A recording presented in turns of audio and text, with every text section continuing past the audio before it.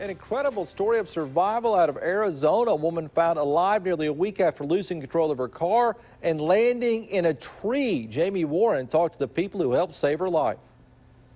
It is just amazing that woman survived. Her car came off the US 60 right here. You can see the tire tracks still on the ground. It then plunged through this fence, going airborne, and dropped 50 feet, landing in a tree and suspending over the ground. And this is where she was found, about 500 yards away and badly injured. They just finished putting a cow back on the other side of the fence that had got on the highway. As we were getting ready to leave and noticed that there were tracks and fence down. That's when local rancher David Morales, his brother Zachary, who's an ADOT worker, and another crew member found this.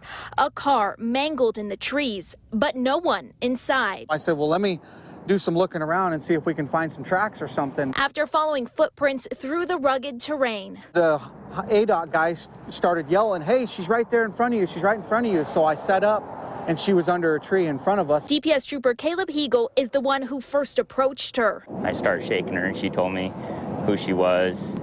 And once we figured out she was alive, we started getting help to her. She had a pretty good knot. I think it was on her left eye, above her eye, drinking water out of the river.